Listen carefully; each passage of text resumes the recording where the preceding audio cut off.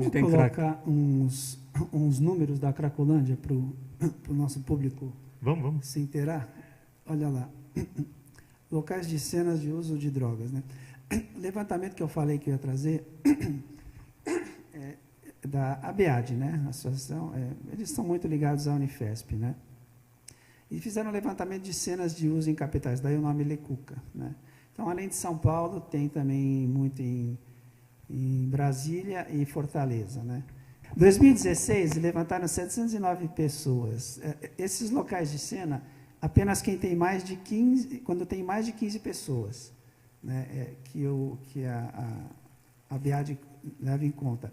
Eu ouvi o vice-governador, que é bom deixar claro aqui, ele está fazendo um trabalho de apagar incêndio excelente, né, com os comerciários ali da região, né, mas é apagar incêndio mesmo.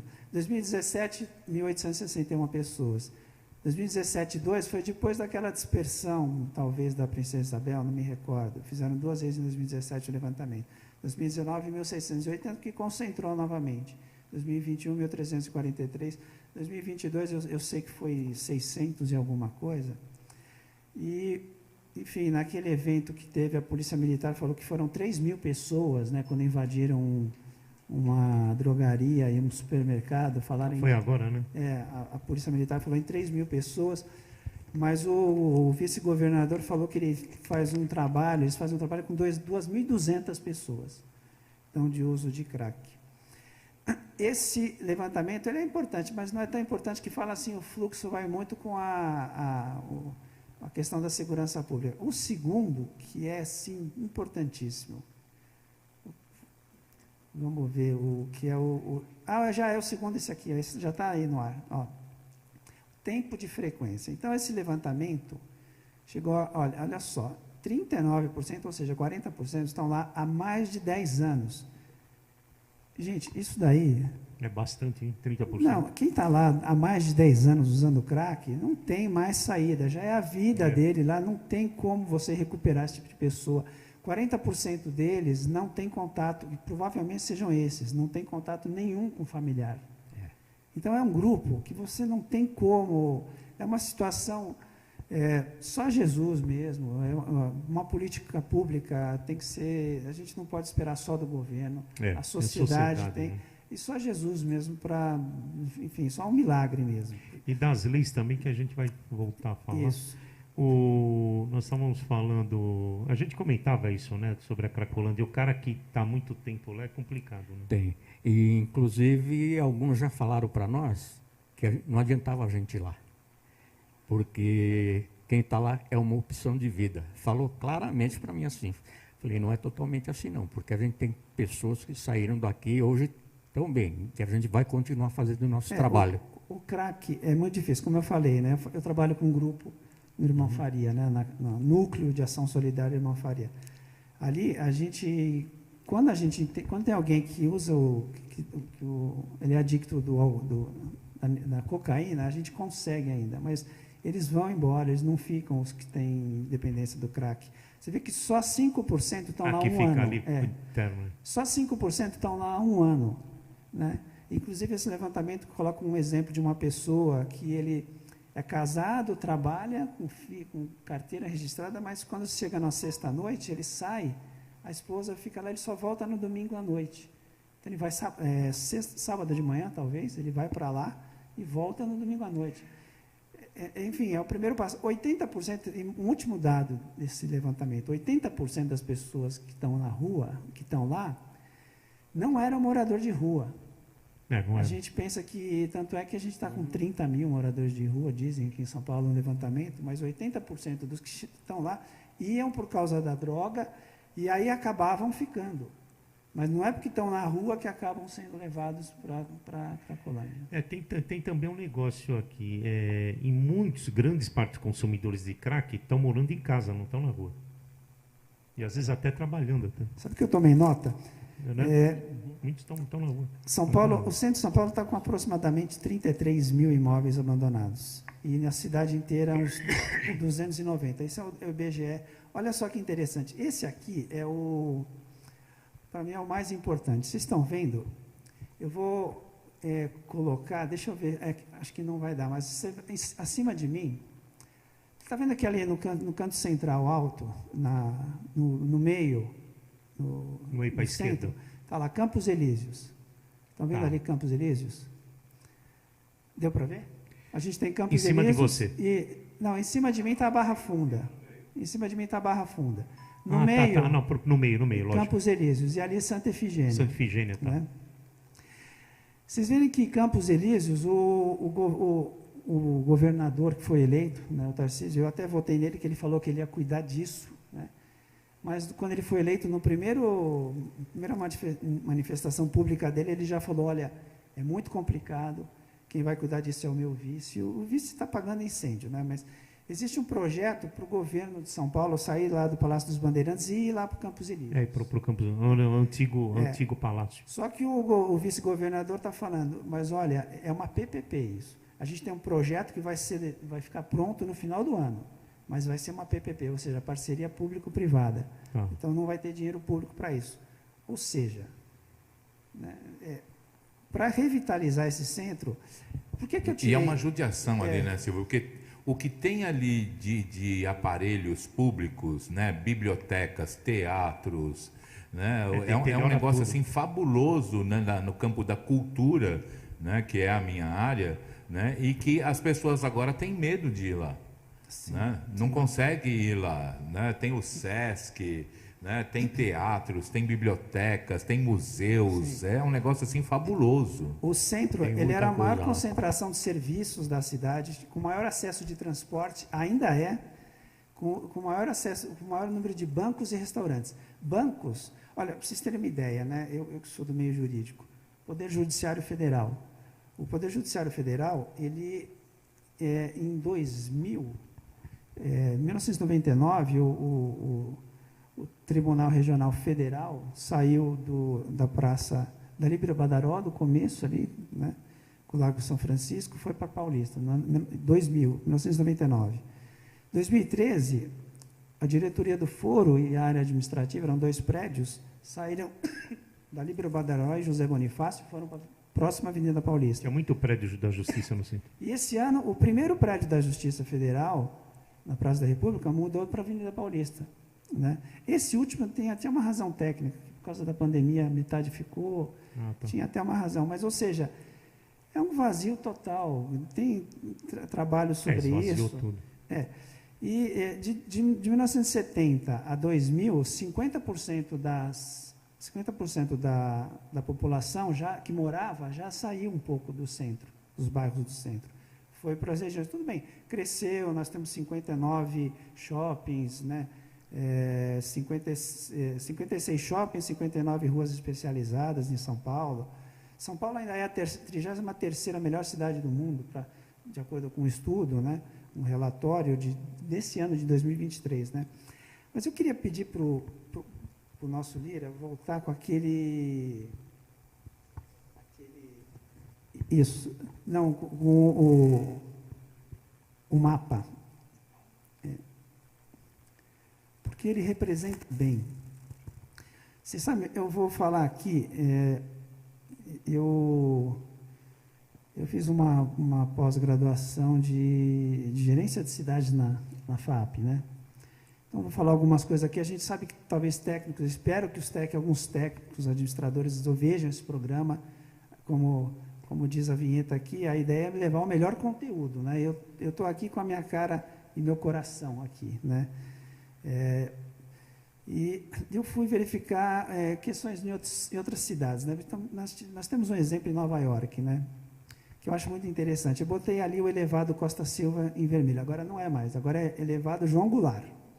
Mudou de nome. Mudou de nome, né? Tiraram porque era ditadura. E, em 1950, havia um engenheiro, eu pensei que ele fosse prefeito, né? Robert Moses, mas ele era o responsável pelo planejamento da cidade, né? E ele apresentou um projeto também muito parecido, uma highway elevada, né? Felizmente, lá havia uma jornalista ativista, chamada Jane Jacobs, que promoveu uma série de manifestações que fizeram o projeto ser cancelado. Lá. Sim. Aqui, foi idealizado por um arquiteto também do Departamento de Urbanismo da Prefeitura de São Paulo em 68, esse minhocão, né? E com o prefeito Faria Lima. O prefeito Faria Lima foi eleito democraticamente, né? Foi. E ele de 65 a 68 ele foi prefeito. Mas ele não levou para frente isso. Mas o Maluf, né? O Maluf, e eu vou ser sincero aqui, eu não cuspo no prato que eu já comi. Eu já andei várias vezes no minhocão. Então eu já utilizei, eu achei que foi bom. Teve o seu momento, né? Mas hoje em dia a degradação que ele causa é que é o grande problema, né? Então, o que acontece? Hoje em dia,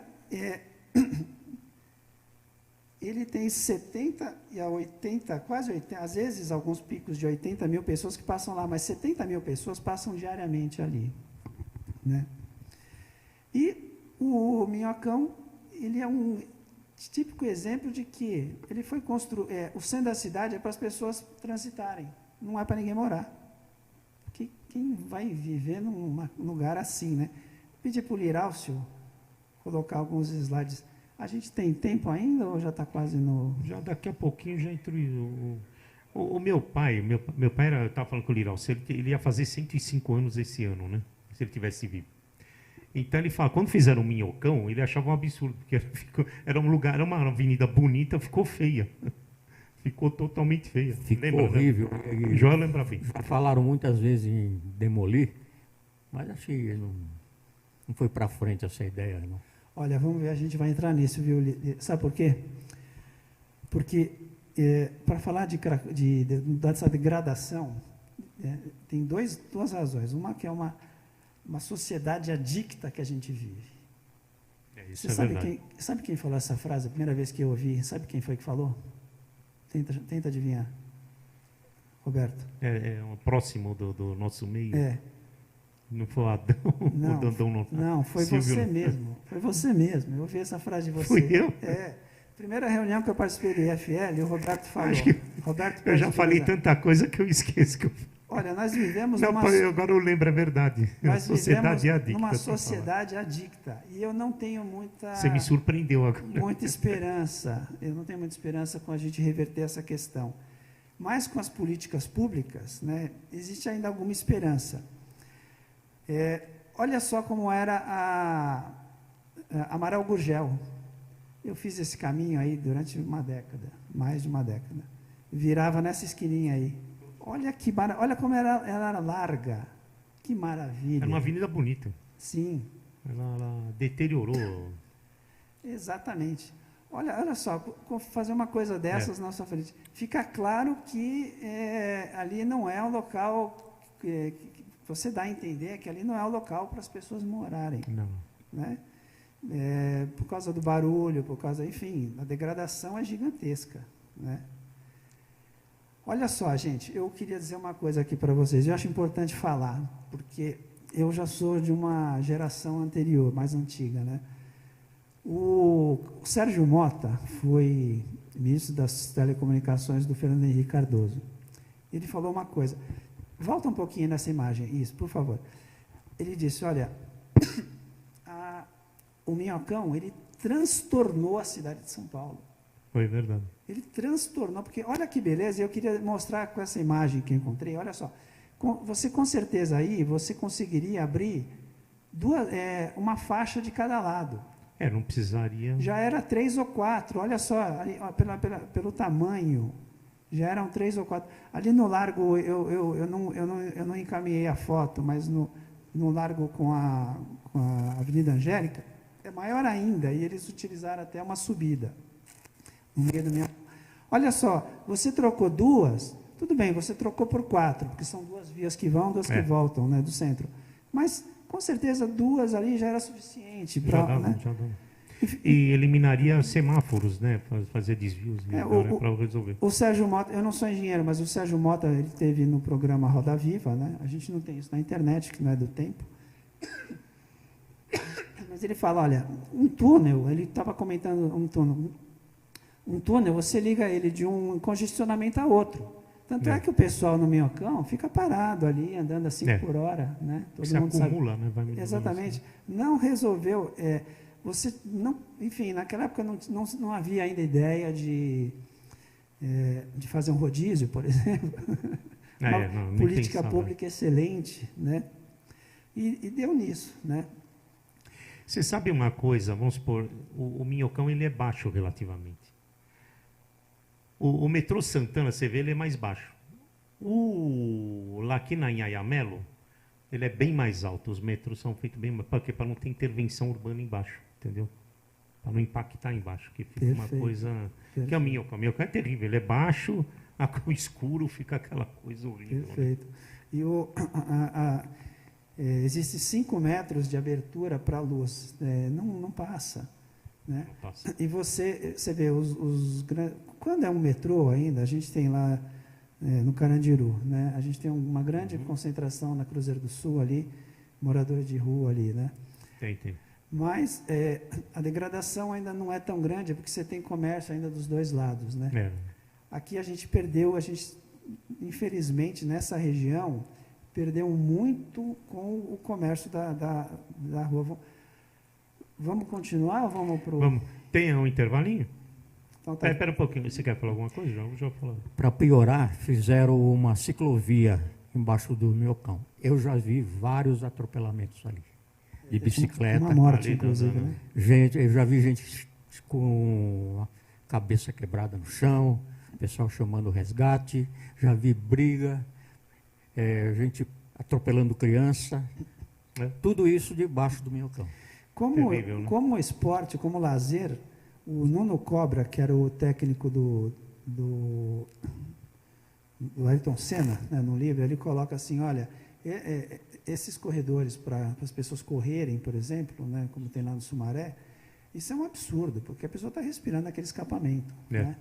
Como transporte ainda vai, mas realmente, eu também vi um caso de um senhor que estava passando da pilastra e não sei se ele morreu. Acho Tem ponto de ônibus, que a ciclovia passa encostado. Sim. E a pessoa distraída, está esperando o ônibus ali, às vezes dá um passinho para trás. Tem cara que passa com a ciclovia meio 200 por hora. Vamos fazer um intervalo. Vamos fazer um intervalinho? Nós vamos retornar agora. Vamos voltar para a imagem, que aí me ajuda, para a gente poder... Vamos mostrar São Paulo. O principal ainda está por vir, viu, pessoal? Aguentem aí, olha.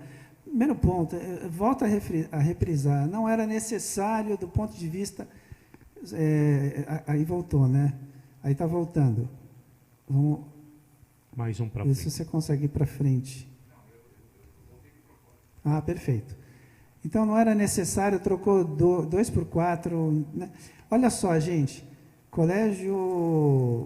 Liceu Coração de Jesus, 134, o pátio 137 interno, né? anos, isso, um dos pátios. Ele é um quarteirão, 2 quarteirões, na verdade. Infelizmente, fechado, um colégio salesiano, porque os pais tiveram que fechar. Eu botei mais uma foto aí, logo na sequência dele, para a gente ter uma noção, que é a região. Olha só, está vendo ali em Campos Elíseos, está vendo, eu botei verde, ali é onde fica o colégio. Tomara, eu torço muito para que o governador, assim como o José Serra, assim, né? Poxa, não vou falar, não sei se foi ele, ou Marta Suplicy, não sei quem foi, que trouxe a prefeitura para Angabaú, né? Uma das promessas de campanha... Primeiro no Parque Dom Pedro, ali no prédio das indústrias. Isso. Ali, né? Ali foi a Marta Suplicy, Marta né? Suplicy. Depois, não sei se foi... Levou lá para o Banespinha. Isso. O prédio do Banespinha. Isso, já foi, talvez o Serra, não sei quem foi. No viaduto do Chá.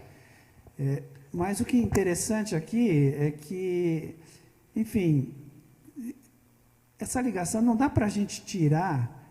como perdeu o comércio, né, fecharam ali os restaurantes, a degradação que ficou com esse toda uma atividade econômica. Né? E aí você tem do outro lado a área férrea. Então, perdeu ali completamente. Santa Efigênia ainda segura um pouco segura um pouco por causa dos comerciantes, mas eles não estão quase aguentando. 50 restaurantes fecharam no começo desse ano. Eu tenho vários amigos ali na região da Santa Ifigênia e eles estão muito chateados porque vira e mexe eles têm que fechar tudo porque amanhece sem luz. Né? Os dependentes roubam os cabos de energia, né, para tirar o cobre, e quando eles chegam nas lojas está sem energia. Diralcio, eu não trouxe vídeos, porque é o seguinte, houve uma dispersão agora, né? Tiraram, estava há muito tempo atrás na Princesa Isabel e estava na Helvétia. Ali aquele ponto preto, para mim, foi onde começou. Houve uma dispersão e agora eles estão em 16 lugares: Rua dos Gusmões, Andradas, Barão de Paranapiacaba, Helvétia com a São João, ou seja, bem ali, está vendo ali no meio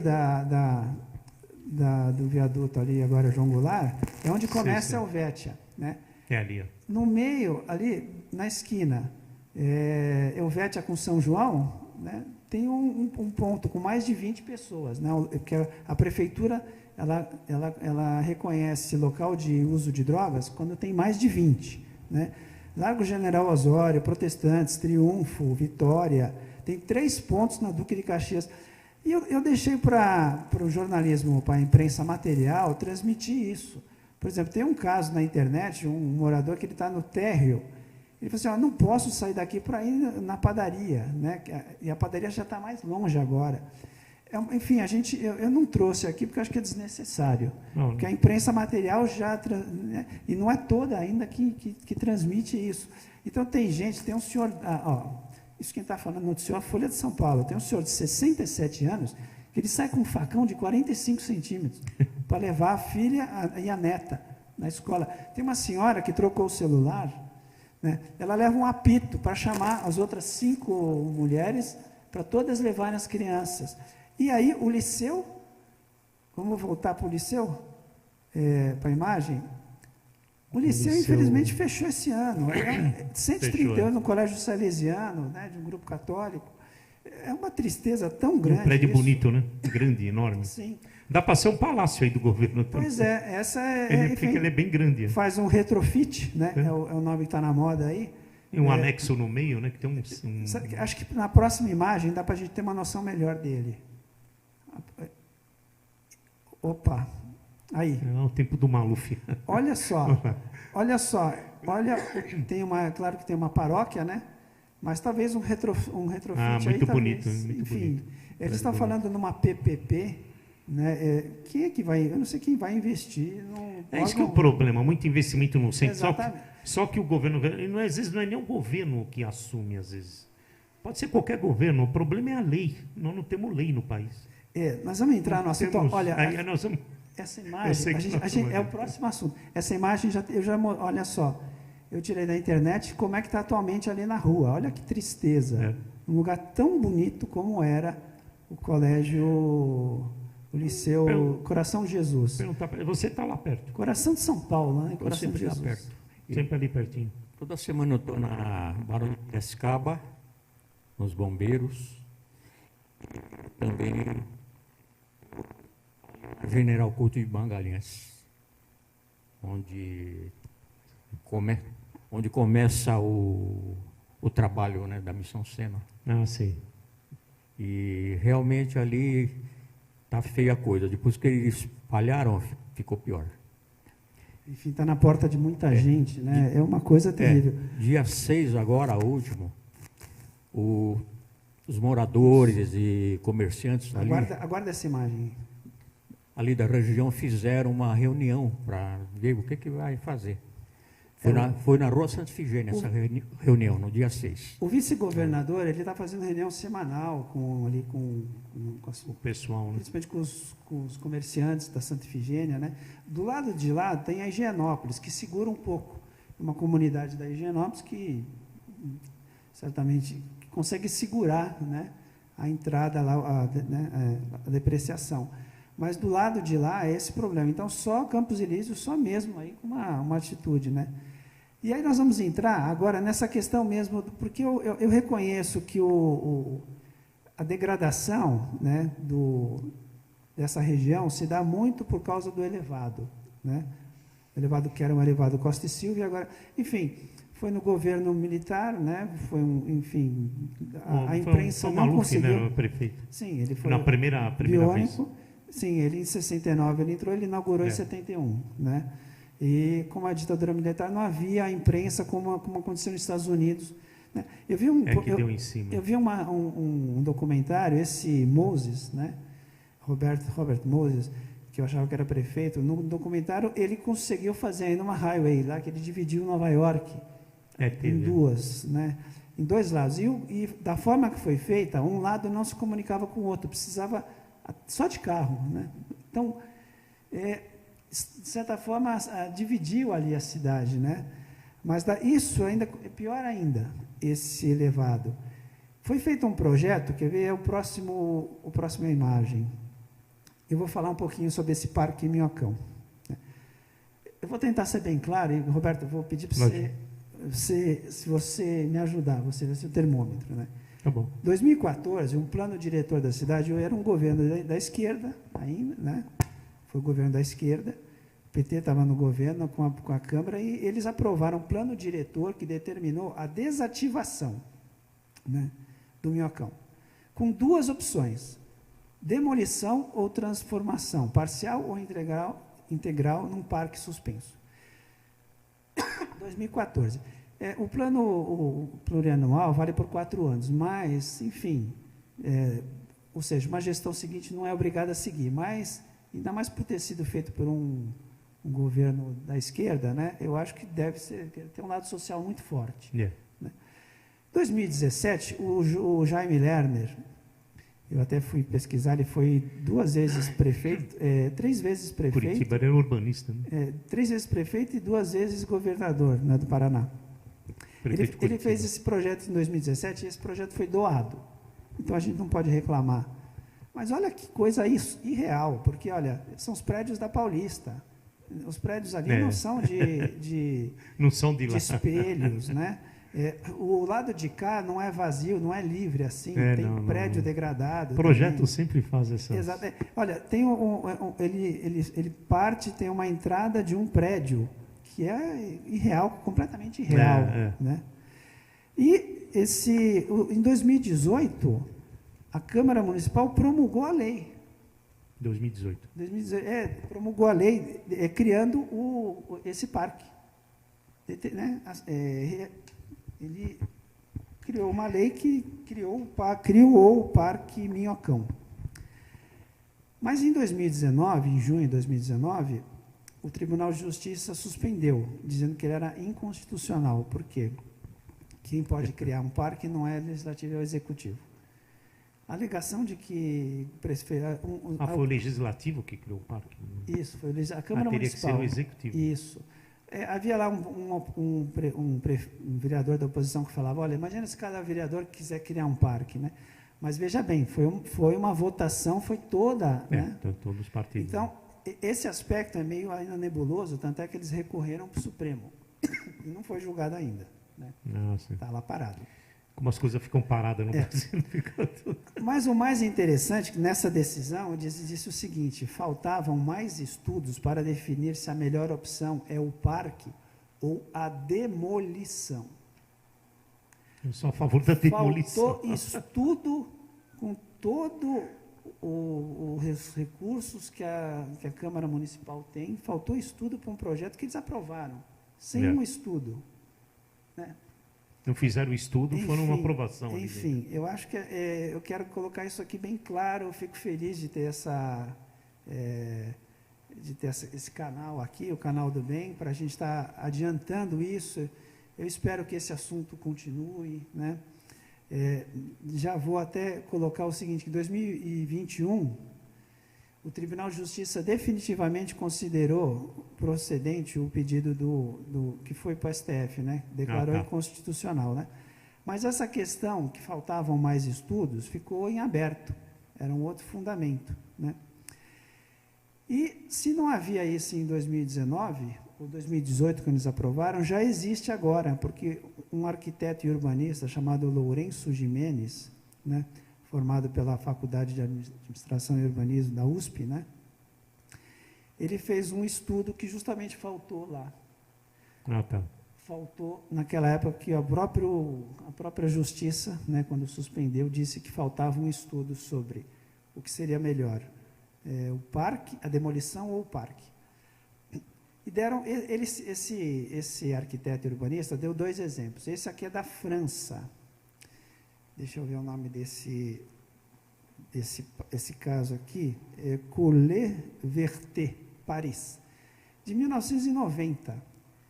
Era um trilho, era um elevado onde passava uma via férrea. Ah, tá. Eu encontrei, eu não tenho nem certeza absoluta, mas eu encontrei na tela, eu não posso afirmar que mas me pareceu aí ser um parque, né, de uma via férrea. Não dá para perceber se é suspenso ou não. Parece que é suspenso. Né? E ele foi o primeiro. E a distância dele para as laterais é muito maior do que os 5 metros que havia lá que há no Minhocão. Né? O segundo caso, esse eu já tenho certeza. O caso de Nova York, é a Highline de Nova York de 2009, o caso mais recente. E também era uma via férrea. Né? Olha quanto espaço havia do outro lado, né? Agora fica uma questão, desculpa cortar, Pode e falar. A parte de baixo não resolve, né? Então, veja bem, o problema mesmo é a parte de baixo. Né? Mas nesse caso você vê que não é tão degradado, não é tão fechado como é o Minhocão. O Amaral Gurgel e São João, né? Então você tem aí um espaço bem aberto e olha, deu certo. Do lado, né? Tem. Não, aí tudo bem. Então, o lateral muito grande, o espaço lateral é grande. Dá certo o parque. Olha, a gente trocou 2 por 4, né? Mas você criou aquele trambolho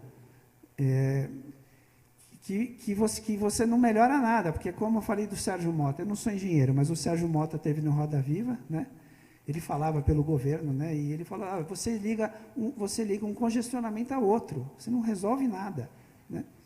O ganho é muito pouco. Nesses casos aqui, dá certo? Dá. Você criar um parque em cima. Mas tem uma diferença gigantesca. Esses 2 parques tinham linhas férreas desativadas. Ou seja, você não tem 70 mil pessoas que passam ali diariamente e a Câmara Municipal vai e aprova um negócio e não pensa nas 70 mil pessoas. Não pensa no trânsito. Exatamente. Como não ia ter como fazer aquilo, na prática, o Poder Judiciário, né, antecipa-se e suspende e depois julga improcedente, né, e coloca que não havia estudos. Os estudos até esclarecem, dá para fazer, mas quando você tem bastante espaços nas laterais e quando é uma coisa desativada, você não prejudica ninguém. Verdade. Né? Então, e com relação, então, são exemplos inadequados. Criar um parque é inadequado.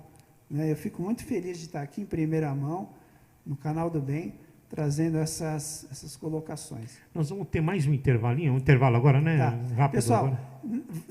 Aguentem mais um pouquinho, que agora a gente vai ter mais 3 casos aqui para citar, de casos que dão certo, e esse assunto você não vê no Fantástico, não. Você vê aqui, daqui uns 4 meses, talvez, não você vai ver veja na lá. Globo. Fica aqui com a gente. Um abraço. Isso aí, vamos retornando e dando sequência aqui com o Silvio sobre o centro da cidade, vamos conversando.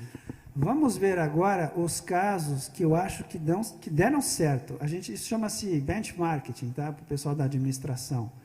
E olha só, um aqui do lado, gente, perimetral no Rio de Janeiro, época da Olimpíada.